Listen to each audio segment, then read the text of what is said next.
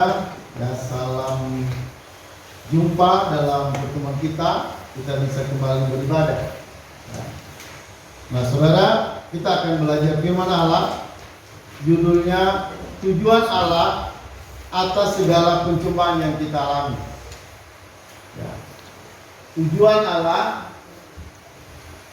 atas segala pencobaan yang kita alami.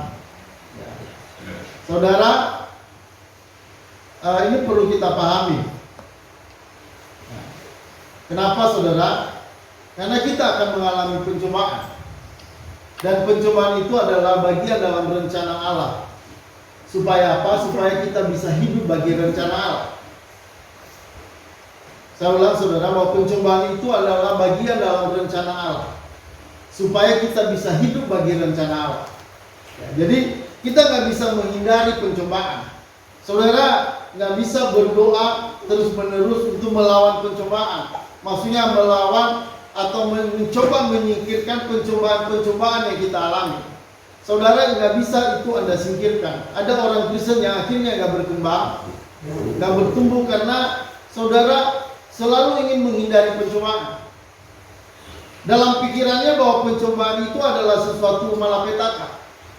Pencobaan itu adalah sesuatu yang buruk. Ya. Dan dia tidak merasa itu sebagai bagian untuk kita bisa mengalami rencana Allah. Nah, makanya saudara, ini penting. Kalau saya boleh bilang, saudara, pencobaan itu adalah sekolah ya untuk pendidikan kita. Ya, supaya kita bisa hidup bagi Allah. Jadi saudara bilang bahwa pencobaan itu adalah sebuah sekolah. Ya, itu adalah sebuah sekolah, tempat di mana kita bisa belajar. Ya, agar apa? Agar kita bisa mengenal Allah. Ya, yang benar-benar Allah. Untuk mengenal Allah yang benar-benar Allah. Karena ada banyak Allah yang bukan Allah. Ya.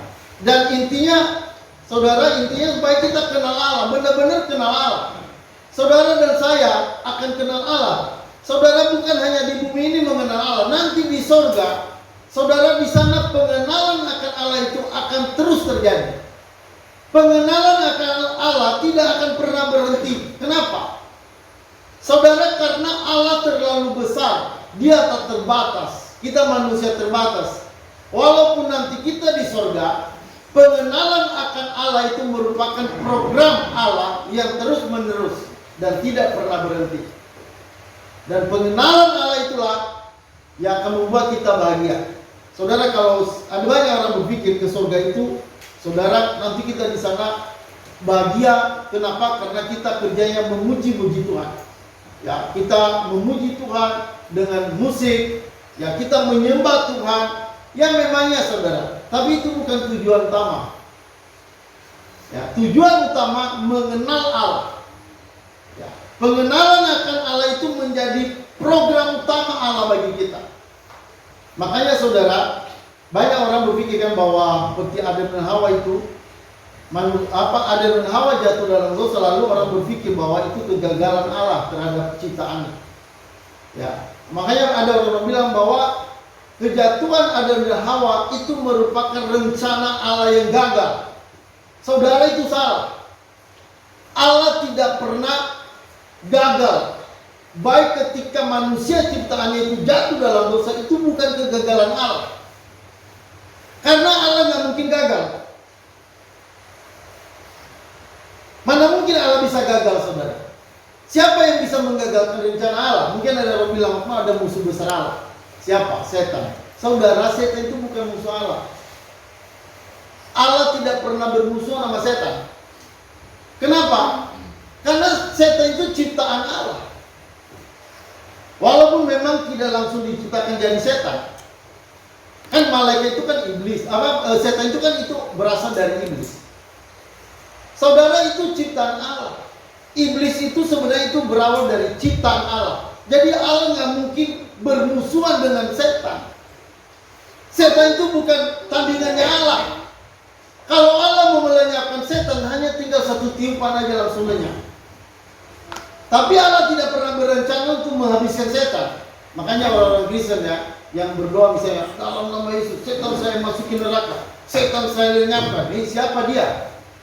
Nah ini orang Kristen yang nggak tahu diri, mau melenyapkan setan. Allah aja yang menciptakan tidak pernah melenyapkan setan. Tapi orang Kristen berani melenyapkan setan. Siapa dia? Nah itu keterlaluan. Itu orang Kristen yang tidak kenal kebenaran. Orang nggak kenal kebenaran, saudara, dia berdoa, asal aja berdoa, dalam nama Yesus setan saya masukin di neraka. Ya, itu orang-orang Kristen yang karismatik yang paling banyak itu, saudara. Orang-orang karismatik jarang orang Kristen yang Injili yang melakukan itu. Orang-orang Kristen kita karismatik, saudara, kadang-kadang dia berdoa dalam nama Yesus, setan saya ikat. Ya, saudara, Musa aja waktu berdoa dia nggak pernah bilang begitu, saudara. Ketika Musa berdoa tentang setan, dia bilang semoga Allah dia langsung bilang aku usir setan, aku mengikat setan dan memasukkan di dalam neraka dan melenyapkannya. Saudara, itu tidak bisa.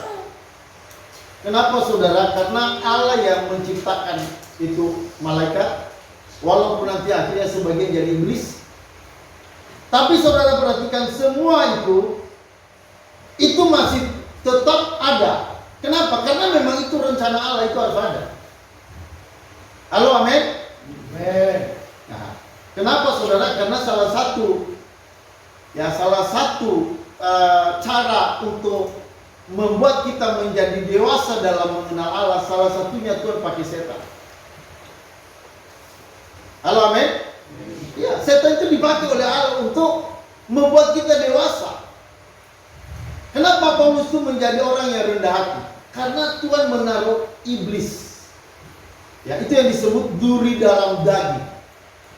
Ya, duri dalam daging. Saudara, Paulus berdoa supaya duri dalam daging ini pergi. Apa duri dalam daging? Itu iblis yang suka menyertai Paulus dalam pelayanan untuk selalu menggocok kehidupan iman Paulus. Dia udah 3 kali berdoa, tapi Tuhan tidak dengarkan. Lalu apa kata Tuhan? Cukup kasih karunia kepadamu. Artinya Tuhan mampu menolong dia. Tuhan mampu menyatakan kuasanya pada Paulus dalam menghadapi iblis itu. Tapi Tuhan bukan mengusir iblisnya, bukan melenyapkan iblis, bukan. Tuhan memberi kasih karunia pada Paulus untuk mampu menghadapi itu. Ya, nah ini pemahaman-pemahaman ini sangat penting bagi kita sehingga kita menjadi Kristen yang dewasa. Ya, kalau kita nggak begitu, saudara, kita akan menjadi Kristen yang kanak-kanak terus, nggak dewasa-dewasa. Nah, saudara, kita akan belajar masuk dalam topik kita hari ini. Ya, tujuan Allah atas segala pencobaan yang kita lakukan. Nah, kita baca sama-sama dulu. Sebentar, Roma 8 ayat 28. Kita baca sama-sama. 1, 2, 3. Kita tahu sekarang bahwa Allah turut bekerja dalam segala sesuatu untuk mendatangkan kebaikan bagi mereka yang mengasihi Dia, yaitu bagi mereka yang dipanggil sesuai dengan rencana Allah. Ya, ayat ini, saudara, menunjukkan bahwa pertama, Allah turut bekerja dalam segala hal. Ya, Allah turut bekerja dalam segala hal. Artinya, saudara, tidak ada sesuatu yang Tuhan tidak campur tangan dalam hidup kita. Apapun yang terjadi dalam hidup saudara, dalam hidup kita, Allah tidak pernah tidak turun tangan, tidak campur tangan. Yang besar, yang kecil, ya, masalah-masalah besar, masalah-masalah kecil, hal-hal baik, hal-hal buruk, sakit, penyakit, apa kemiskinan, apa kekayaan, saudara, ya, di situ, saudara, Allah tetap turut bekerja. Allah tidak pernah tidak terlibat. Allah tidak pernah membiarkan itu terjadi kebetulan dalam hidup saudara. Nah, dari mana kita tahu? Ya, ini ayatnya. Ayatnya jelas. Kita tahu sekarang bahwa Allah turut bekerja dalam segala hal. Jadi nggak ada hal yang terjadi tiba-tiba. Misalnya Anda datang kepada Anda seorang penipu, dan benar-benar dia bisa nipu Anda. Saudara, kalau itu sampai datang dan itu terjadi, saya mau katakan itu rencana Allah ada dalam hidup saudara, itu harus dialami. Ya. Nah kalau kita nggak memahami itu sebagai rencana Allah, kita akan merengek-rengek. Kita akan memaki-maki orang penipu itu. Kita kutuk dia. Nah itu kalau kita nggak ngerti bahwa itu ada dalam rencana Allah. Pernah siapa itu Daud, Raja Daud dikutukin. Ya, saudara, lalu ada orang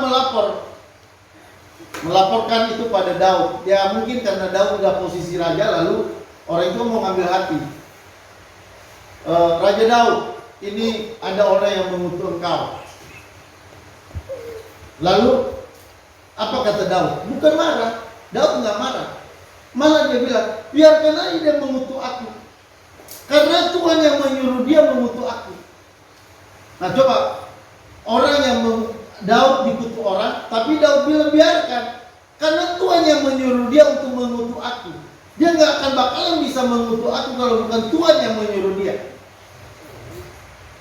Nah saudara, makanya kalau kita lihat Daud kan dia enjoy dalam melayani, walaupun memang ada banyak masalah, tapi dia lebih mudah berkembang dalam pengenalan Tuhan. Kenapa? Karena satu hal, Daud percaya apapun yang terjadi tidak pernah terjadi kebetulan. Halo, amin? Amin. Nggak ada yang terjadi kebetulan. Misalnya saudara ada di mana hari ini? Saudara tinggal di mana? Saudara kuliah di mana? Saudara sekolah di mana? Saudara lahir di mana? Masalah-masalah apa yang terjadi dalam hidup saudara? Ya, dapat jabatan apa? Sampai pada tingkat mana? Saudara semua itu, perhatian baik-baik. Ya, itu semua Tuhan buat. Ya, Tuhan campur tangan, Tuhan terlibat.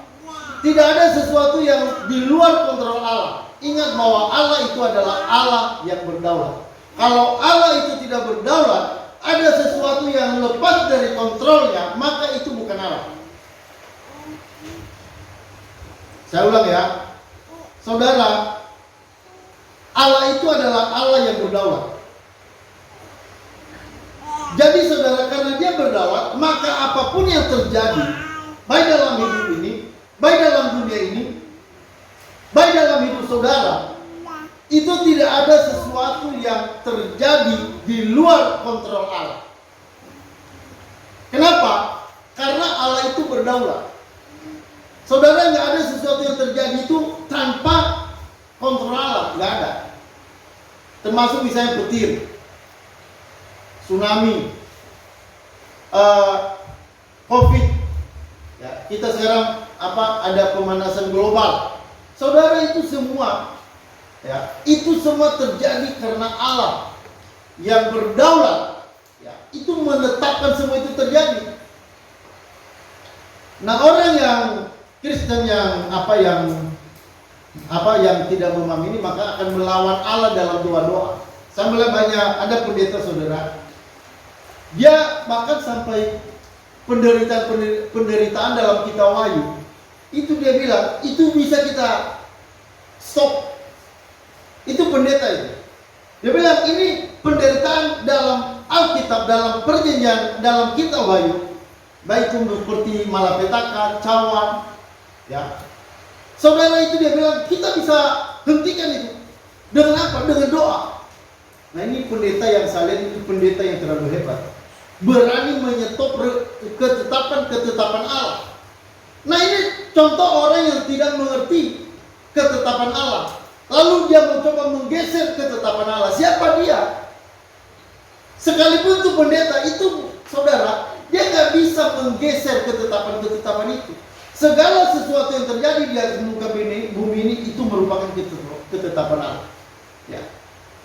Nah, saudara, yang perlu buat kita apa? Pemahaman. Kita perlu tahu itu bahwa semua yang terjadi ada atas rencana Tuhan. Tidak ada yang terjadi di luar rencana Allah. Tidak ada yang lolos. Tidak ada yang bisa lewat begitu saja. Ada orang bilang gini, wah, ketika manusia jatuh dalam dosa, itu kejatuhan itu di luar rencana Allah. Jadi manusia jatuh dalam dosa itu bukan rencana Allah. Ada yang begitu. Jadi manusia jatuh itu ya, itu terjadi begitu saja. Jadi itu bukan karena Allah merencanakan itu. Jadi manusia jatuh dalam dosa itu karena Adam semata. Jadi Adam melakukan dosa itu karena memang semata-mata karena Adam.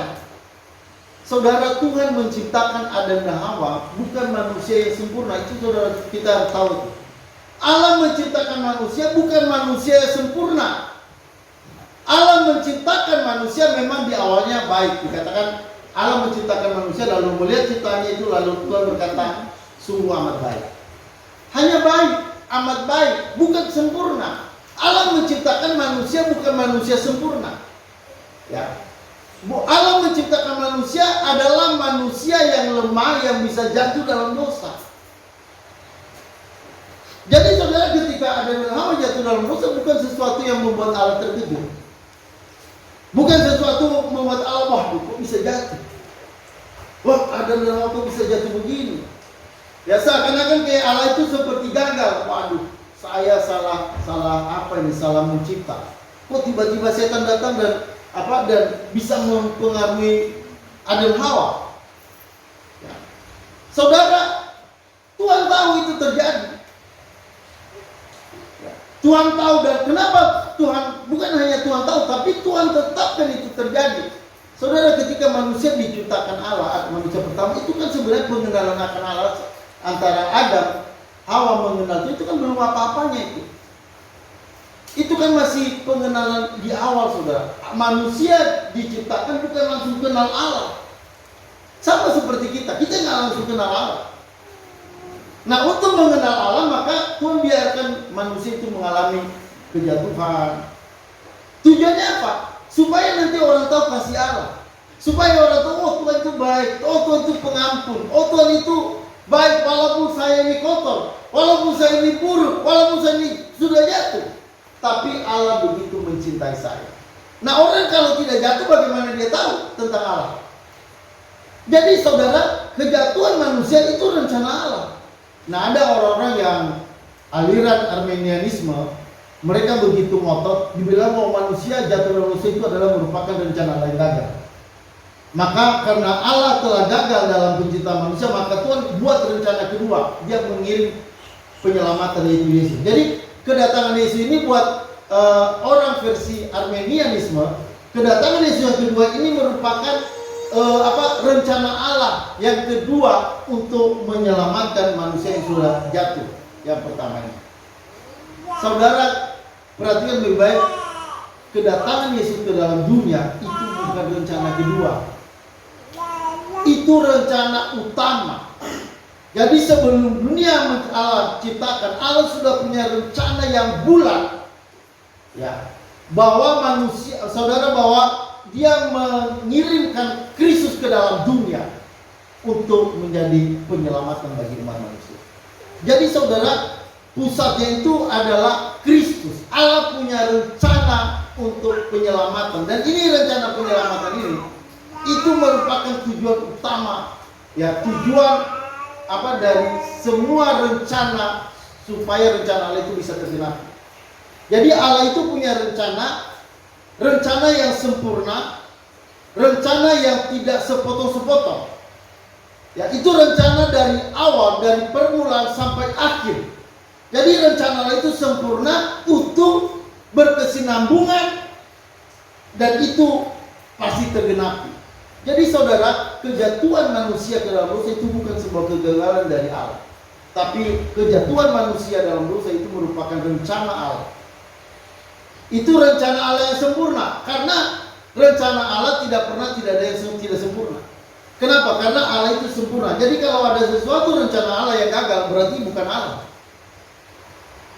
Nah, makanya saudara, kita perlu paham ini supaya kalau kita anak-anak Tuhan, kita sebagai orang yang berstatus anak Tuhan, jika ada masalah dalam hidup, jangan buru-buru ketakutan. Jangan buru-buru menolak, melawan Tuhan atau kecewa dengan Tuhan. Ada banyak orang bilang begini, aku kecewa dengan Tuhan karena ada banyak doa saya yang tidak dijawab. Saudara, kalau Tuhan tidak menjawab doa kita, itu adalah rencana Tuhan juga. Halo, amin. Ya, kalau ada hal yang saudara gumulkan dan tidak terjadi, saya mau katakan itu rencana Tuhan. Dan saya mau katakan kalau sampai saudara rencana Anda, doa Anda gagal, itu rencana yang terbaik dari Allah. Jangan pernah berpikir bahwa saya lebih tahu apa yang saya butuhkan daripada Tuhan. Tuhan lebih tahu yang kita butuhkan. Tuhan lebih tahu kebutuhan kita. Tuhan lebih tahu secara sempurna apa yang kita butuhkan. Jangan mengira kita lebih tahu kebutuhan kita daripada Tuhan. Saudara, Tuhan yang merancang yang terbaik dalam kehidupan kita. Kalau kita anak-anak Tuhan, hal yang terbaik itu ada dalam rancangan Tuhan bagi kita. Hanya memang dalam rancangan Allah yang terbaik itu saudara, bukan semua Tuhan hanya mengadakan yang baik-baik dalam hidup kita, bukan. Nah, makanya orang-orang Kristen saya lihat ada orang yang ikut Tuhan karena merasa diberkati. Nah, saya pernah ketemu seorang bapak-bapak, saya masuk ke tokonya, lalu dia bilang, wah Pak, Tuhan itu baik. Ya, setiap kata-katanya dia selalu bilang Tuhan baik. Lalu dia bilang begini, Tuhan baik Pak, dia memberkati toko-toko saya. Dia bilang gitu. Ya terus saya sakit Pak, Tuhan sembuhkan. Saya melihat Tuhan itu baik karena semua positif. Hal yang terjadi dalam hidupnya positif. Jadi dia hanya melihat Allah itu dalam sisi hal yang positif. Ketika yang terjadi yang buruk dalam hidupnya, dia nggak pernah berpikir itu juga Allah. Dia hanya melihat Allah itu dalam sisi kacamata yang ekonominya diberkati, doa-doanya dijawab, ya, segala yang dia butuhkan tersedia. Nah saudara, saya mau katakan itu pengenalan Allah yang sangat dangkal.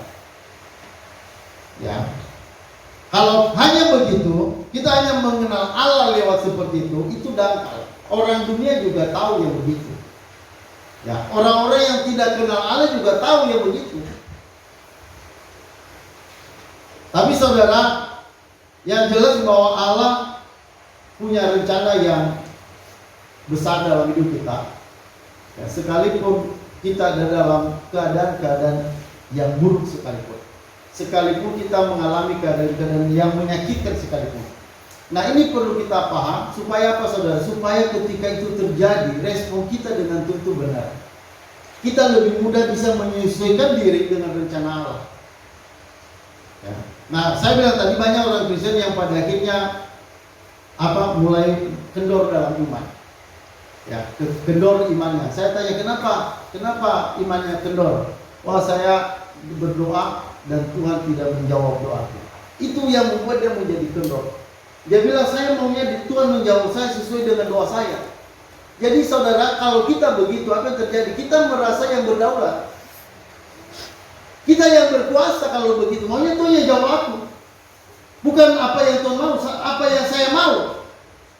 Nah itu artinya menarik Tuhan pada kita. Bukan kita ditarik pada Tuhan, tapi kita menarik Tuhan pada kita, pada rencana-rencana kita. Saudara, saya mau katakan banyak hal kita nggak tahu. Ya, banyak hal bahkan mungkin tentang diri kita nggak tahu. Ya, tapi Tuhan tahu yang terbaik dalam hidup kita. Maka karena itu ketika kita mengalami hal-hal yang buruk sekalipun, saudara, tak usah takut.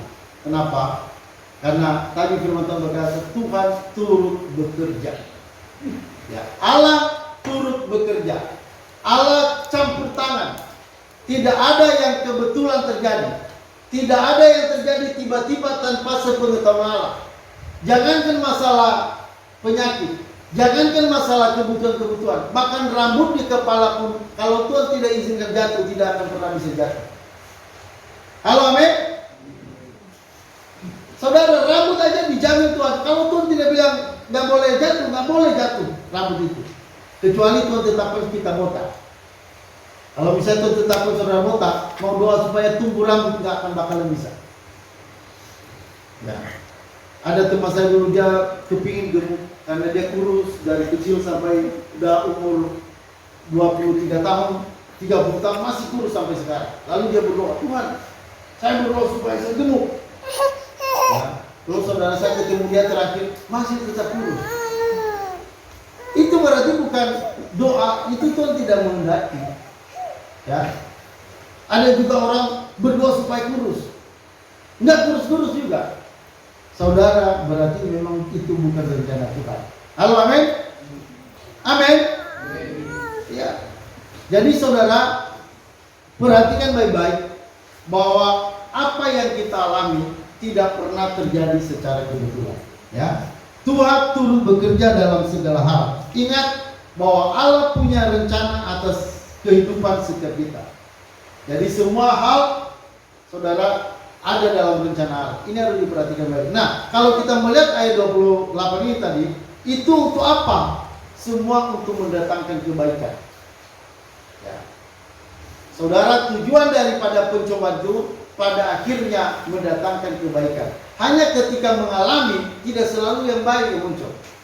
Ketika kita mengalami pencobaan itu tidak selalu yang positif. Jadi saudara bisa melihat dalam proses kita mengalami kebaikan Allah, ada hal-hal yang terjadi, termasuk hal yang baik dan buruk. Itu akan kita alami. Ketika yang buruk datang, semua tujuannya positif. Ketika yang baik datang, semuanya juga itu positif. Ya, untuk kebaikan. Tapi persoalannya bagi orang Kristen, bagi kita begitu mudah kita mengatakan Tuhan baik ketika keadaan semua baik. Tapi ketika yang buruk datang, kita sering ragu, kita sering bahkan mungkin kecewa dengan Tuhan dan bahkan akhirnya menolak Tuhan. Banyak orang-orang yang akhirnya mundur dari Tuhan. Ya, ada yang nggak mau baca Alkitab lagi, ada yang bahkan sampai tidak pernah berdoa lagi. Ya, ada juga sampai nggak mau melayani karena kecewa begitu sama Tuhan. Nah, saya mau menyampaikan hari ini, saudara, tak usah kecewa, karena Tuhan itu sempurna. Dia tahu yang saudara butuhkan. Dan kalau sampai Tuhan membawa saudara dalam masalah-masalah, pencobaan-pencobaan, itu tujuan akhirnya bukan untuk pencobaan itu, tapi tujuan akhirnya untuk kebaikan saudara dan saya. Halo, amin. Nah, saudara, perhatian baik yang bagian pertama, yang kedua, tidak ada sesuatu yang terjadi secara kebetulan. Nah, mari kita lihat Mazmur 139. Saudara, di sini kita bisa lihat bahwa sebenarnya nggak ada yang kebetulan dalam hidup kita ini. Ini penting ya, supaya jadi orang Kristen yang kuat. Kita baca sama-sama ini. 1, 2, 3. Sebab engkaulah yang membentuk buah pinggangku, menenun aku dalam kandungan ibu. Aku bersyukur kepadamu oleh karena kejadianku dasar dan ajaib. Apa yang kau buat dan jiwaku benar-benar menyadari. Tulang-tulangku tidak terlindung daripadamu. Ketika aku dijadikan di tempat yang tersembunyi dan aku direkam di bagian-bagian bumi yang paling bawah. Matamu melihat selagi aku bakal anak, dan dalam kitabmu semua tertulis hari-hari yang akan dibentuk sebelum ada satupun daripadanya. Saudara, ayat 16 perhatian baik-baik. Ini luar biasa ini. Yang saya kasih warna merah muda ya. Dalam kitabmu semuanya tertulis hari-hari yang akan dibentuk sebelum ada satupun daripadanya. Ayat ini, saudara, menjelaskan bahwa hari-hari kita ke depan itu semua sudah tertulis. Ya, dikatakan dalam kitabmu semua tertulis hari-hari yang akan dibentuk sebelum ada satupun daripadanya. Ya, saudara, bahkan kalau kita simak ayat-ayat ini, bahkan dari Tuhan membentuk kita. Ayat 12, sebab engkaulah yang membentuk buah pinggangku, menenun aku dalam kandungan ibu. Jadi waktu dalam kandungan ibu Tuhan berancang. Ya, bahkan sampai pinggang. Ya, dikatakan engkau yang membentuk buah pinggangku. Saudara, pinggang kita itu enggak secara kebetulan. Ya, siapa yang pinggangnya ukurannya 50 cm? Coba angkat tangan yang 50. Ada? Yang 100 ada enggak? Buah pinggang yang 100. Kalau bulas mah berapa senti? Tiga pinggangnya. Karena berapa ukur. Saudara, masing-masing kita berbeda. Buah pinggang kita. Terus apalagi dibilang tulang-tulang. Ada kan tulang yang besar. Saya sebenarnya kepingin tulang besar. Tapi yang ada tulang kecil. Ya, saya kepingin tulang besar bisa jadi pemain sepak bola atau jadi petinju. Tapi Tuhan nggak membentuk saya begitu. Saudara semua, sampai saudara lahir di mana, suku apa, nanti bentuk mukanya gimana, bentuk rambutnya gimana, ya. giginya, semua dibentuk Tuhan. Jari-jari, mata, alis mata. Ada orang punya alis mata, ada orang begitu tebal alis matanya, ada orang begitu tipis. Kalau saya ini alis matanya hampir tidak ada, sama dengan istri saya. Ya, sampai kadang-kadang ada orang bikin alis mata tambahan. Bayang gimana alis mata itu bisa lebih kontras hitamnya.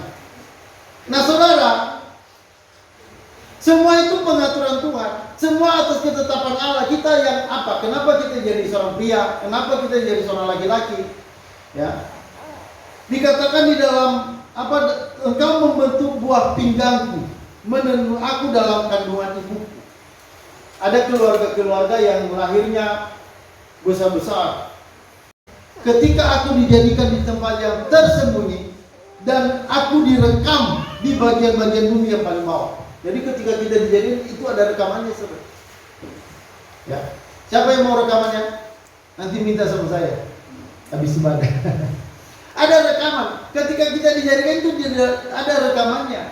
Luar biasa ya. Kita direkam.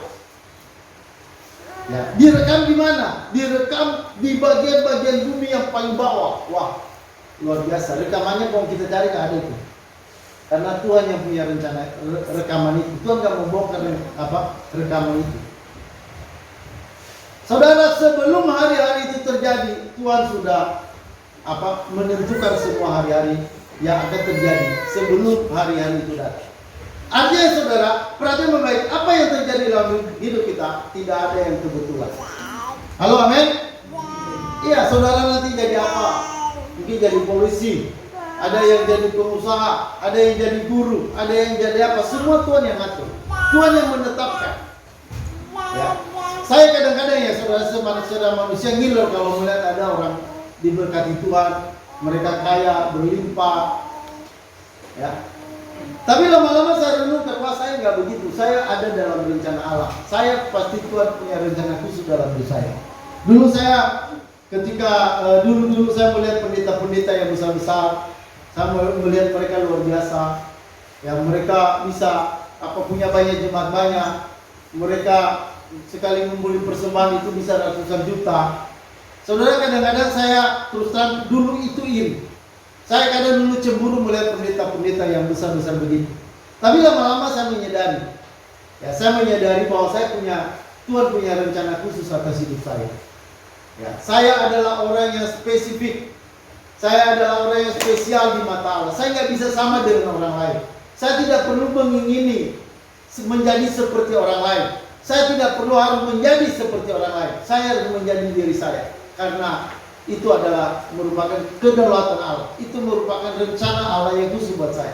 Jadi masing-masing saudara, perhatikan kita ada dalam rencana Allah. Dan masing-masing Allah membentuk kita berbeda-beda. Makanya ketika ada apapun, perhatikan saudara, ingat baik-baik, itu semua ada dalam rencana Allah. Jadi kalau terjadi apa-apa dalam hidupmu, ya, perhatian baik-baik, kalau itu sebuah kecelakaan, ada orang merancang kecelakaan atas hidup kita, perhatikan, kalau itu bukan rencana Allah, itu tidak akan bakal terjadi.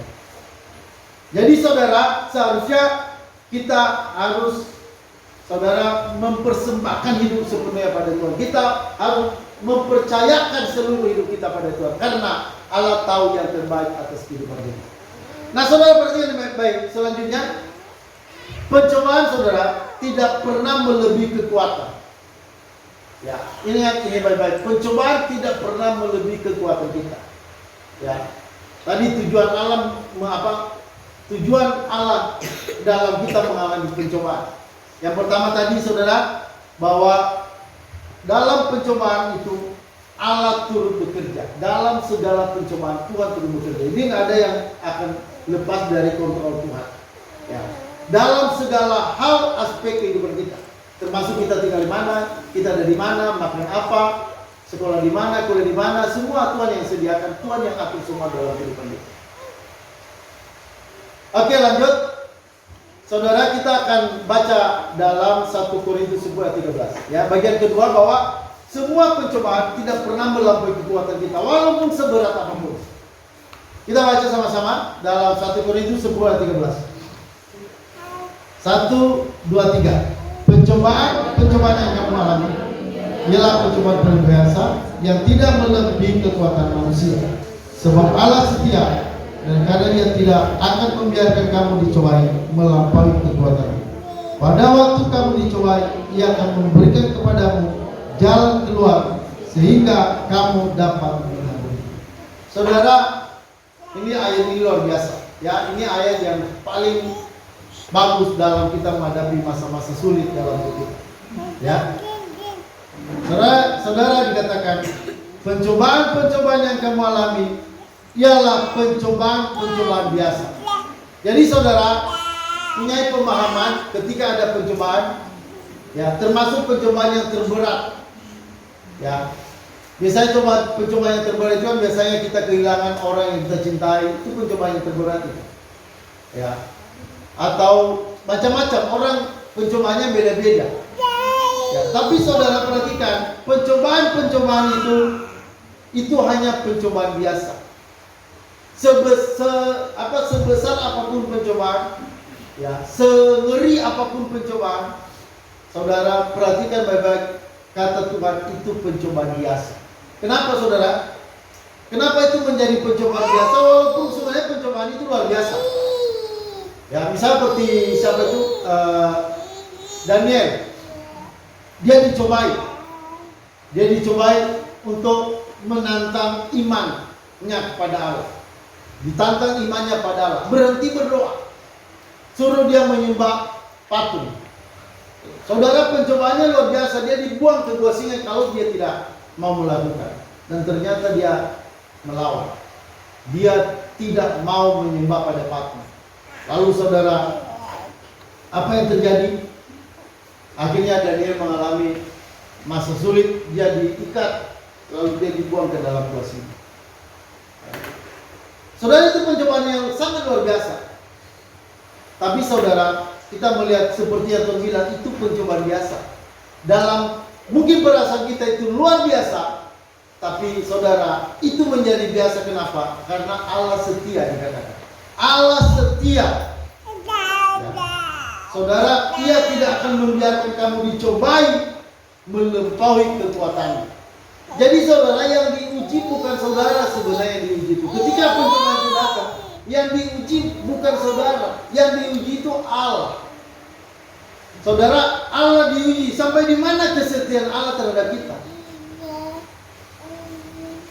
Jadi saudara, sebenarnya yang diuji ketika pencobaan itu datang, sebenarnya itu yang diuji itu kesetiaan Allah. Ya, makanya saudara, kalau misalnya ada tiba-tiba masalah dalam hidup saya, ada kebutuhan yang mendesak, ada kesusahan yang terjadi, ya, termasuk saya dulu sakit saudara, ada beberapa tahun sakit, susah tidur, itu bertahun-tahun itu, makin kurus, makin apa. Saudara, pada akhirnya saya hanya bilang begini, saya hanya mau lihat bagaimana Tuhan bekerja atas hidup saya. Jadi saudara, saya pada akhirnya hanya ingin lihat aja, karena solusinya nggak ada lagi. Udah minum obat nggak sembuh, udah berobat kemana-mana nggak sembuh, makin susah, makin khawatir, makin tertekan. Pada akhirnya saya harus bilang begini, ya, saya mau melihat bagaimana Tuhan menyelesaikan masalah-masalah hidup saya.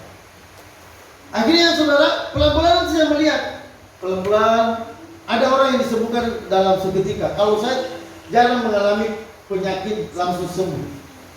Saya melihat Tuhan menyembuhkan saya itu bertahap, nggak bisa sekaligus, bahkan kadang lama. Makanya saudara, ada kadang-kadang pendeta yang begitu luar biasa ya, pendeta-pendeta yang hebat-hebat itu, mereka bilang, kita yakin kalau kita doa pasti penyakit hilang. Tapi ternyata dalam hidup saya tidak mengalami itu. Walaupun ada pendeta berkali-kali datang mendoakan saya, nggak pernah penyakit saya langsung mengalami kesembuhan. Ya. Saudara, itu sebenarnya pendeta-pendeta terlalu apa ya,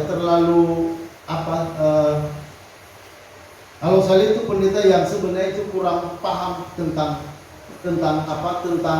kebenaran, ya, tentang kebenaran. Saudara, perhatian baik-baik, kita walaupun seorang pendeta atau siapapun, kita nggak bisa mengendalikan Tuhan. Doa-doa yang seperti itu sama dengan mengendalikan Tuhan. Ya, pasti sembuh. Pasti habis kita doa, pasti Tuhan pulihkan. Belum tentu saudara, ada orang berdoa, habis berdoa mati orang yang didoakan itu. Ya. Saya pernah mendoakan orang, nggak lama kemudian sedang meninggal. Doa saudara tidak bisa mengubah rencana Allah. Jangan berpikir doa bisa mengubah Tuhan. Doa bisa apa yang Anda doakan semua terjawab. Kalau itu bukan rencana Tuhan yang saudara doakan, tidak akan pernah terjadi. Sekalipun doa saudara bertahun-tahun, sekalipun saudara berpuasa habis-habisan, tidak akan pernah Tuhan dengar doa seperti itu. Ingat baik-baik, doa tidak bisa mengubah ketetapan Tuhan. Jadi ingat, setiap kita ada dalam ketetapan Tuhan. Setiap hal dalam hidup kita ada dalam ketetapan Tuhan. Jadi kalau berdoa bagaimana? Seharusnya doa-doa kita itu doa yang terus, supaya kita bergumul, supaya kita bisa mengikuti seluruh kehendak Allah. Makanya saudara, terus terang kalau saya berdoa terakhir, saya selalu bilang, biarlah kehendakmu yang jadi. Itu kalau saya berdoa begini. Saya nggak ngotot harus apa yang terjadi itu harus kehendak saya. Pada akhirnya saya harus doa itu, saya bilang Tuhan kehendakmu yang jadi. Jadi kalau misalnya saya sudah melakukan sesuatu dan gagal, saya selalu kembali, ya berarti itu bukan rencana Tuhan dalam hidup saya. Kalau itu gagal, dan saya tahu pengalaman hidup, ya pengalaman saya banyak hal gagal, banyak yang saya rancang, banyak yang saya doakan itu tidak terjadi. Maksud saya ini harus kita akui. Jangan kita merasa sok rohani hebat, bisa mengatur Allah, bisa mengendalikan Allah. Ya. Saudara, itu sebenarnya itu pemberontakan terhadap Allah. Kita nggak tahu bahwa Allah itu adalah Allah yang berdaulat. Kita ini hanya ciptaan, kita ini bukan Allah. Ya. Nah, manusia banyak tergoda mau menjadi seperti Allah. Ya. Nah, ini hati-hati. Saudara, perhatian baik, kita bukan Allah. Jadi bukan kita yang mengatur segalanya, bukan kita yang mengendalikan hidup kita, bukan kita yang mengendalikan segala yang terjadi dalam hidup kita. Jadi ada yang berdaulat yang mengendalikan segala kehidupan kita. Jadi saudara, seharusnya kita belajar untuk mempercayakan seluruh kehidupan kita pada Allah. Halo, amin? Ya, percayakan seluruh hidupmu. Mungkin hari ini saudara tidak tahu kenapa. Apa tujuannya Allah begini? Kenapa Tuhan begini? Saya berdoa dan Tuhan tidak jawab. Kenapa? Kenapa dan kenapa? Saudara jangan terlalu banyak kenapa-kenapa. Karena kalau nanti kita terus bilang kenapa dan kenapa, saudara bisa stres. Maka lama-lama saudara tidak mau baca Alkitab. Lama-lama saudara tidak mau berdoa. Lama-lama saudara bilang, Tuhan itu apa? Saya pernah dengar seorang cewek, saudara. Saya bilang gini, Tuhan mencintai. Saudara, tiba-tiba dia lawan kata-kata itu. Dia bilang, tidak, saya tidak dicintai Tuhan. Saya kecewa dengan Tuhan. Saudara, itu di Medan. Dia nggak percaya Tuhan. Saya kecewa dengan Tuhan. Mungkin saudara bilang, saya nggak seperti itu. Saudara, mungkin kita nggak langsung berkata seperti itu pada Tuhan. Saya kecewa Tuhan. Tapi di dalam hati sebenarnya ada kadang-kadang kita merasa kecewa. Ya, kita merasa kenapa saya begini, kenapa keadaan saya begini, kenapa saya kekurangan ini, kenapa seperti orang lain kok luar biasa saya tidak. Kadang kita bandingkan diri kita dengan orang lain. Saudara, jangan bandingkan dirimu dengan orang lain. Setiap kita ada dalam rancangan Tuhan yang spesifik, yang khusus. Saudara jadi apa? Saudara akan mengalami apa? Saudara diberkati apa? Masing-masing kita berbeda. Jadi saudara, yang penting saudara, dalam segala pencobaan itu perhatian baik, Allah itu setia. Jadi dalam pencobaan itu perhatian baik, yang dibuktikan itu adalah kesetiaan Allah terhadap saudara. Walaupun saudara tidak setia, walaupun saudara banyak masalah, banyak kelemahan, tapi saudara, Allah tetap setia. Saudara, ketika saudara mengalami masa-masa, termasuk masa-masa tidak setia, saudara, disitulah sebenarnya Tuhan datang dan menyatakan dia setia pada saudara. Dia mengasihimu, dia mencintaimu, bahkan dia mau saudara campur tangan dalam segala hal kehidupan. Ya. Beberapa hari yang lalu pernah ada orang bilang sama saya bahwa saya kecewa dengan Tuhan karena Tuhan tidak mendengarkan doa saya. Maunya yang terjadi harus apa yang saya doakan. Saya bilang sama dia, mungkin hari ini kamu tidak tahu apa rencana Tuhan dalam hidupmu, tapi yang jelas bahwa Tuhan punya rencana atas kehidupan. Mungkin hari ini kamu masih tidak tahu apa yang merupakan rencana Tuhan, kenapa harus mengalami itu. Tapi yang jelas Tuhan tahu akan kebutuhanmu. Tuhan tahu yang terbaik dalam hidupmu, karena Dia Tuhan yang sempurna. Dia Tuhan yang hebat. Dia Tuhan tidak pernah gagal untuk mewujudkan rencananya dalam kehidupan kita. Akhirnya dia balas, oh iya Pak, makasih, saat iman saya lemah, Bapak bisa memberikan saya kekuatan iman. Ya, saudara, mungkin banyak hal kenapa dan kenapa. Ya, itu mungkin kita bertanya dalam saya, kenapa begini? Ya, saya lewat tapi tidak disenyumin. Saya dalam keadaan lapar tapi tidak ada yang ngirim makanan. Mungkin ada banyak hal yang terjadi dalam diri kita. Mungkin ada yang saudara doakan tapi tidak terjawab. Ya, mungkin ada kepingin punya laptop, kepingin punya ini dan itu, dan mungkin belum terjawab. Saudara, jangan kecewa. Ya, karena ada rencana Tuhan dalam hidupmu. Walaupun hari ini seperti samar-samar Anda melihatnya, seperti kabur Anda melihatnya, tapi saya percaya makin hari Anda makin terang melihat rencana Tuhan itu dalam kehidupan kita. Oke, lanjut. Jadi perhatikan baik-baik dalam pencobaan. Tidak ada pencobaan yang melebihi kekuatan. Itu harus dipahami. Kenapa? Karena Allah setia. Dia tidak akan pernah membiarkan kita melampaui kekuatan kita. Lanjut, yang ketiga, apa tujuan pencobaan itu? Saudara, tujuan pencobaan pertama merendahkan hati saudara. Yang kedua, untuk mengetahui hati saudara. Yang ketiga, untuk membuat engkau mengerti. Dan yang keempat, supaya saudara insaf. Itu tujuan pencobaan. Nah, kita lihat saudara, pencobaan yang dialami oleh Yesaya. Ulangan 8 ayat 2-7. Ulangan 8 ayat 2-7. Ayo sama-sama kita baca. 1, 2, 3. Jadi ia merendahkan hatimu, membiarkan kau lapar dan memberi kau makan mana yang tidak kau kenal dan yang juga tidak dikenal oleh nenek moyang, untuk membuat engkau mengerti bahwa manusia hidup bukan dari roti saja, tapi semua dari segala yang diciptakan Tuhan. Pakaianmu tidak akan menjadi buruk di tubuhmu dan kakimu tidak menjadi bengkak selama 40 tahun ini. Maka haruslah engkau insaf bahwa Tuhan Allahmu mengajari engkau seperti seorang mengajari anaknya. Oleh sebab itu haruslah engkau berpegang pada perintah Allah dengan hidup menurut jalan yang ditunjukkannya dan dengan takut akan Dia. Sebab Tuhan Allahmu membawa engkau masuk ke dalam negeri yang baik, suatu negeri dengan sungai, mata air dan danau yang keluar dari lembah-lembah dan gunung. Ya, jadi saudara perhatikan, untuk apa pencobaan itu kita alami? Orang Israel mengalami berapa tahun saudara? 40 tahun dalam perjalanan dari Mesir ke tanah Kanaan. Saudara, di sini Tuhan memberikan firman-Nya. Dikatakan untuk apa?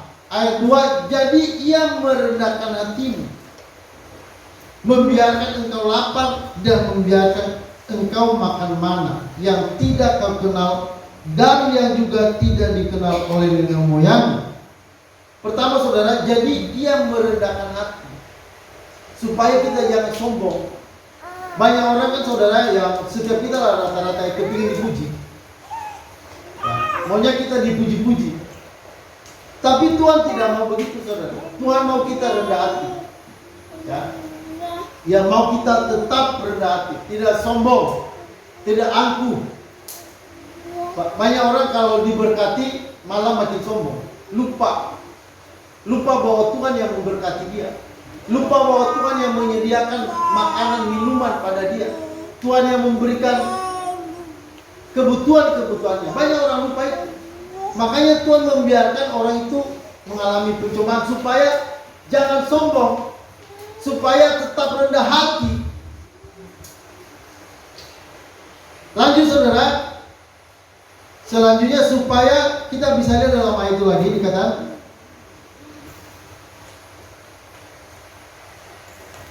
saya ulang dari atas. Jadi yang merendahkan hatimu, itu yang pertama. Ia merendahkan hatimu, membiarkan kau lapar dan memberi kau makan mana yang tidak kau kenal dan juga yang tidak dikenal oleh nenek moyangmu, Nah, di sini selanjutnya yang kedua, untuk membuat engkau mengerti. Jadi memberi pengertian apa? Pengertian apa? Untuk membuat engkau mengerti bahwa manusia hidup bukan dari roti saja, tetapi manusia hidup dari segala yang diucapkan Allah. Jadi Tuhan biarkan kita mengalami masa-masa sulit. Tuhan biarkan kita mengalami masa-masa lapar, masa-masa tertekan. Saudara, pertama merendahkan hati supaya jangan sombong. Karena orang yang sombong, saudara, itu begitu mudah mereka melupakan Tuhan. Tuhan memberkati mereka, tapi mereka mengira itu karena hasil jerih lelah mereka. Mereka bilang karena kerja kerasku. Ya, maka orang begitu kan, kalau dia ada uang yang buat dirinya sendiri dan hanya untuk boya-boya. Ya. Dan itu hanya untuk ditabung buat masa depannya. Kenapa, saudara?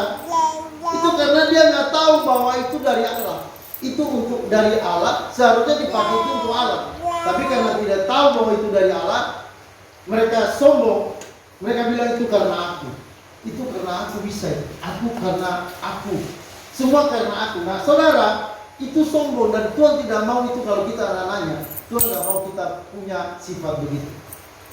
Tuhan mau kita itu tidak sombong. Ya, dia mau kita rendah hati. Selanjutnya dia mau membuat kita mengerti supaya apa? Supaya kita tahu bahwa hidup itu bukan dari roti saja, tapi dari firman Allah. Kita hidup itu karena Allah. Allah yang memberikan kita hidup, Allah yang memberikan kita jaminan akan hidup itu. Bukan pada roti. Ya, memang roti itu penting, tapi bukan itu yang utama. Kita hidup itu karena Allah. Allah yang memberikan hidup itu. Makanya dia biarkan Israel itu mengalami masa-masa sulit yang luar biasa.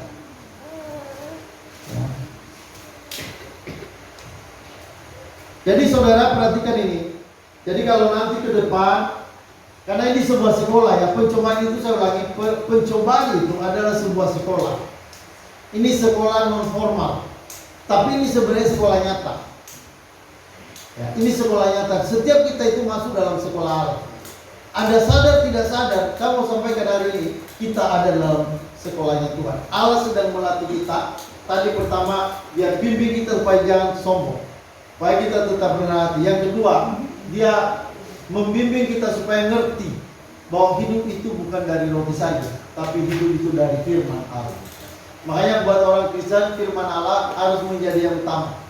Karena itu sumber hidup kita. Bukan dari manusia, bukan hanya hidup dari roti, tapi manusia itu hidup dari firman.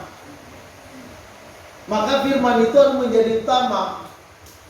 Halo, amin? Amin. Baca terus, dalami terus, bukan asal baca, tapi menyelidiki dan merenungkannya. Yang merenungkannya siang dan malam, yang kesukaannya merenungkan firman Tuhan siang malam. Allah mau itu. Allah mau kita merenungkan firman-Nya. Allah mau kita hidup berdasarkan firman-Nya. Makanya kadang-kadang Tuhan biarkan kita susah, Tuhan biarkan kita sakit, Tuhan biarkan kita kelaparan. Ya, itu tujuannya. Memang waktu kita alami itu memang tidak enak. Tetapi saudara, itu membawa apa? Kebaikan. Karena kalau misalnya kita hanya tahu yang enak, maka kita mudah lupa daratan. Kita bilang, wah itu karena kekuatanku. Ya. Saya kalau berdoa hari ini, saudara, saya bilang sama Tuhan, Tuhan kalau saya bisa makan, kalau saya bisa punya ini, punya itu, saya bisa ini, bisa itu. Saya mulai memahami itu semua karena Tuhan. Karena Tuhan yang memberikan semua itu sehingga bisa ini, bisa itu karena Tuhan. Termasuk sampai setia pun. Saudara, karena banyak orang berpikir karena dia setia, ya, itu karena dia setia itu menurut apa dari dirinya. Kalau anak Tuhan tidak, saudara. Anak Tuhan itu memang bisa setia, tapi kesetiaan anak Tuhan itu karena Allah setia membuat kita menjadi setia. Kalau kita taat itu karena Allah yang membuat kita taat. Jadi sampai kita setia, sampai kita taat itu karena Allah yang melakukan itu pada kita. Saya hari ini, saudara, ya, kalau saya berpikir kenapa hari ini saya masih tetap setia menolong Tuhan, masih setia menyampaikan firman, saya sadar itu bukan karena saya. Ya, saya masih bisa bertahan melayani. Kenapa? Sekarang saya tahu itu saya paham itu karena Tuhan yang membuat saya mampu untuk setia. Sebenarnya kalau dilihat dari hidup saya nggak bisa setia. Saya bukan orang tipe setia. Tapi saudara, Tuhan masih terus membimbing saya dalam kesetiaan. Oke, lanjut. Tujuan pencobaan, pakaianmu tidaklah menjadi buruk di tubuhmu dan kakimu tidaklah menjadi bengkak selama 40 tahun ini. Maka haruslah engkau insaf bahwa Tuhan Allah mengajari engkau seperti seseorang mengajari anaknya. Jadi saudara, pencobaan itu sekolah untuk membimbing kita seperti Bapa membimbing anaknya. Jadi Allah itu mau membimbing kita, ya, mau membimbing kita seperti dikatakan seperti membimbing anaknya. Jadi itu tujuan bimbingan dari Allah. Makanya kalau misalnya apa yang saudara alami, termasuk apa ketika diberkati dan ketika tidak diberkati, saudara mulai memperhatikan apa maunya Tuhan, apa yang mau Tuhan kerjakan dalam kehidupan ini. Kenapa harus mengalami ini? Jadi saudara, hubungkan dengan rencana Tuhan, hubungkan dengan apa maunya Tuhan. Apa maunya Tuhan dalam hidup saya? Kenapa saya begini? Kenapa saya harus diberkati? Kenapa saya kekurangan? Kenapa saya sehat? Kenapa saya sakit? Kenapa saya kaya? Dan kenapa saya miskin? Saudara, hubungkan semua dengan apa yang merupakan kendala. Apa maunya Tuhan di balik semua itu?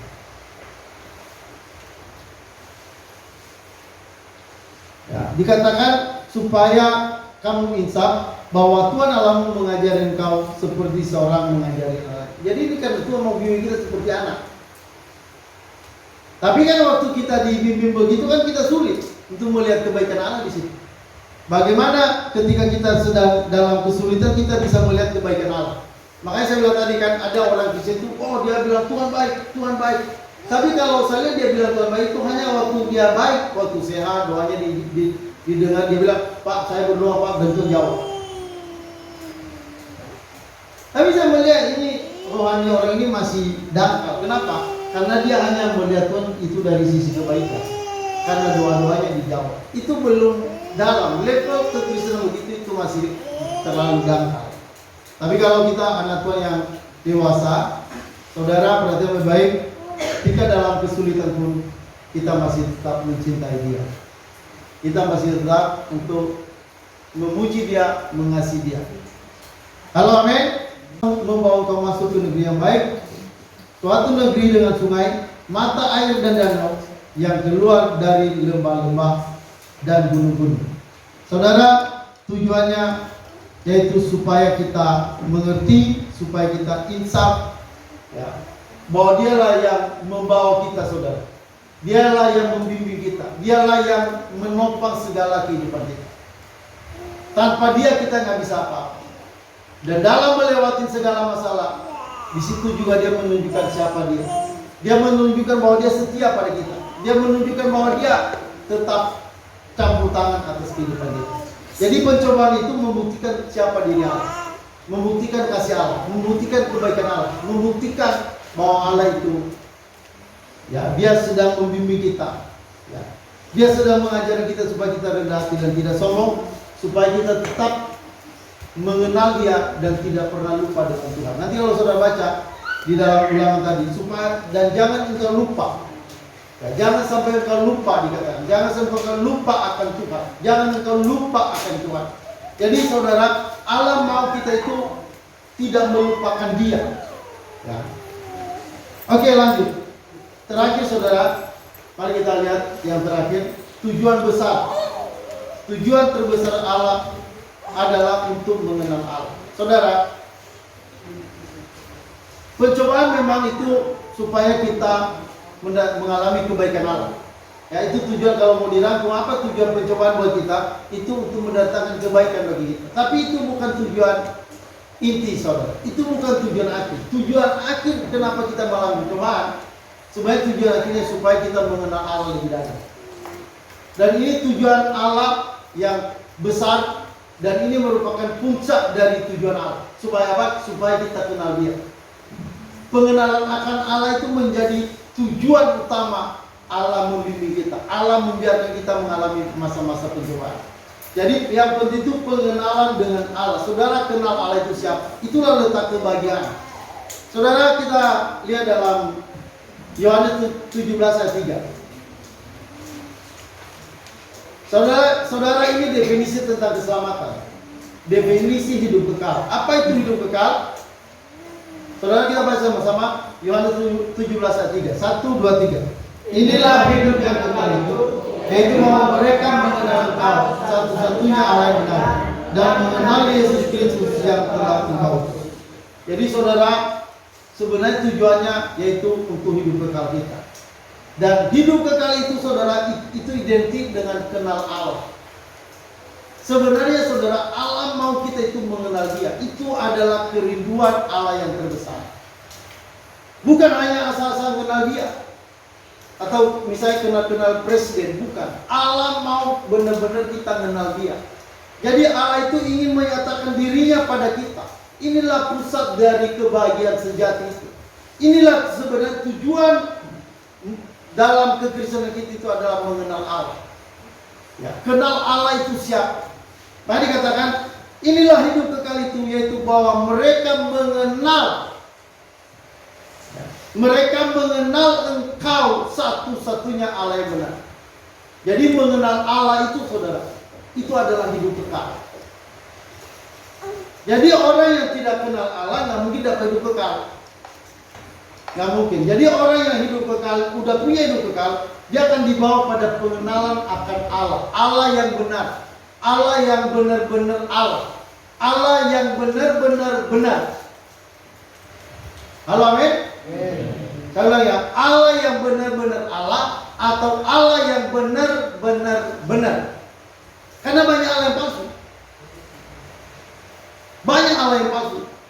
Dan Allah mau kita menyembah Dia itu benar-benar kita kenal Dia. Karena kita nggak mungkin menyembah Allah kalau kita nggak kenal Dia. Kalau kita menyembah Allah yang kita nggak kenal, itu sama seperti mukul angin.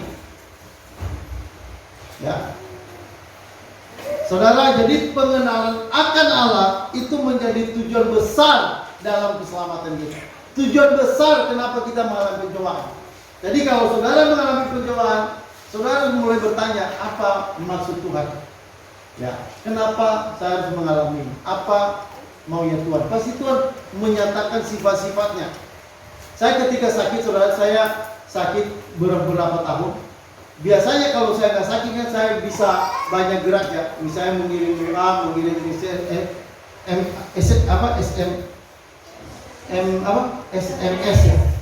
Ya, mengirim SMS. Ya. Saudara, saya bisa dulu waktu kita meniti panti, saya kan bisa sampaikan kemana-mana. Ini kita lagi di sini, lagi butuh ini segala macam. Tapi ketika sakit itu beberapa teman itu saya jadi meminta bantuan ke orang jadi malas. Jadi banyak malasnya. Lalu saudara, apa yang saya bisa pelajari? Saya melihat gini saudara, di masa-masa saya tidak bisa buat banyak, di masa-masa saya sakit, lemah, tidak bisa apa-apa, saya melihat saudara, Allah tetap memelihara.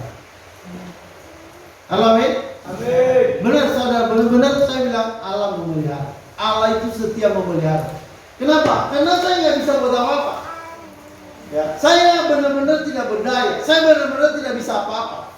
Tapi saya melihat beberapa tahun itu Allah tidak pernah diam. Allah terus bergerak. Jadi saudara, saya menyaksikan bagaimana Tuhan buat ini, buat ini, buat itu. Saya diam, tapi saya melihat pergerakan. Allah terus bergerak, memberi pertolongan. Allah terus bergerak, membangun sesuatu. Dalam keadaan sakit itu, saudara, kita masih tetap bisa bangun. Terus kadang-kadang saya ketemu orang aja malu. Kenapa malu? Karena kurus kering, muka pucat. Pernah itu teman saya Pak Hartono bilang, wah, Pak Murim ini paling beberapa hari lagi. Itu Pak Hartono yang ngomong gitu. Terus dia lihat saya minggu depan, kok masih hidup. Kan kami ketemu setiap hari Senin ya, kami doa. Wah, dia juga heran, kok masih bisa hidup ya. Padahal ini sudah nafas satu-satu. Dan lucu, walaupun sudah terpuruk begitu, saudara, saya masih bisa melihat itu tadi. Saya bisa melihat Tuhan bekerja. Saya bisa melihat Tuhan memelihara. Saya bisa melihat kesetiaan Tuhan dalam hidup saya. Ya, benar-benar terpuruk, benar-benar tidak berdaya, nggak bisa apa-apa. Bahkan membaca buku pun nggak udah susah. Saya kan termasuk hobi baca buku ya. Itu waktu itu baca buku itu, kalaupun saya usahakan baca buku, nggak selesai bacanya dan juga nggak ngerti sampai seperti itu. Pikiran udah sampai seperti buntu begitu. Tapi saudara, saya melihat melewati pencobaan itu, saya melihat disitulah upaya Tuhan tetap setia.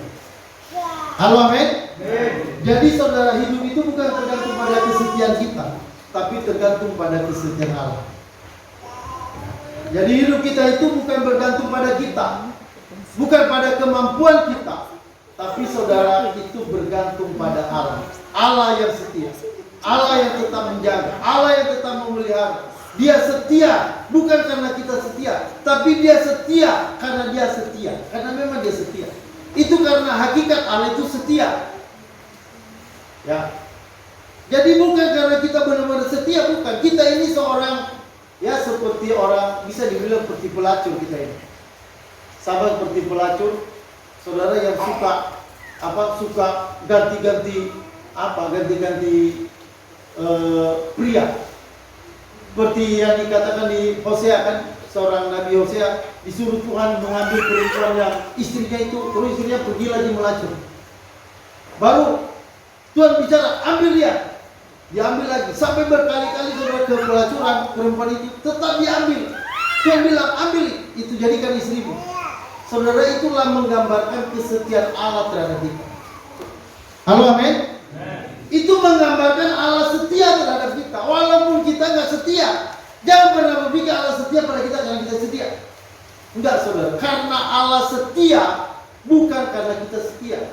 Kita bukanlah orang yang setia. Kita banyak gagal, kita banyak bobrok.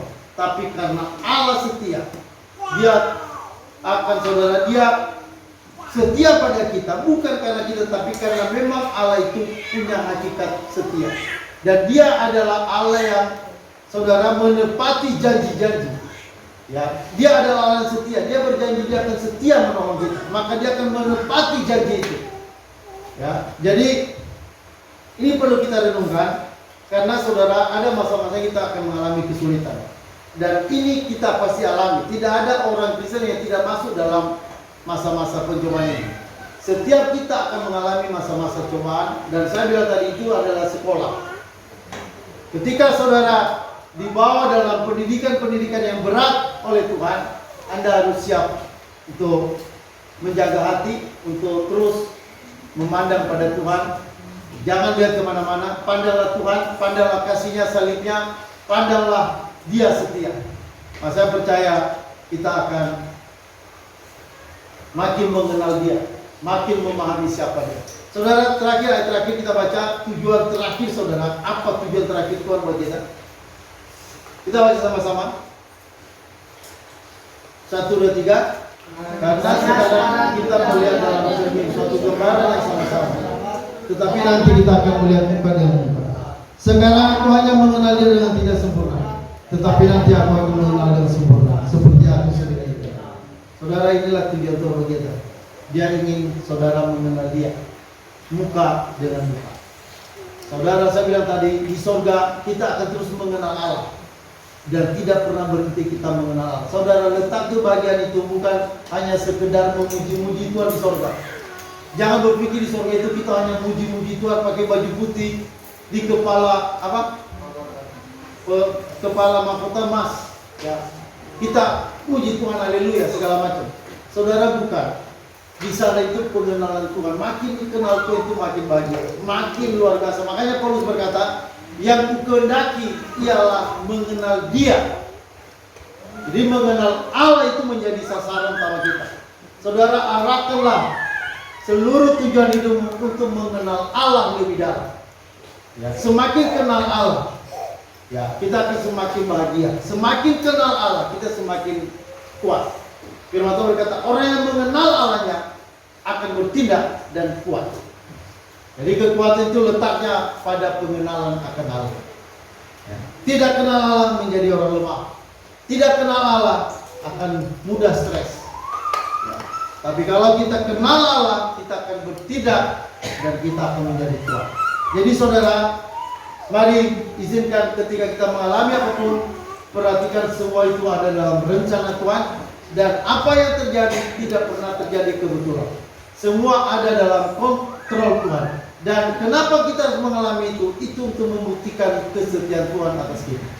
Oke, itu aja firman Tuhan yang kita bisa dengarkan pada saat ini.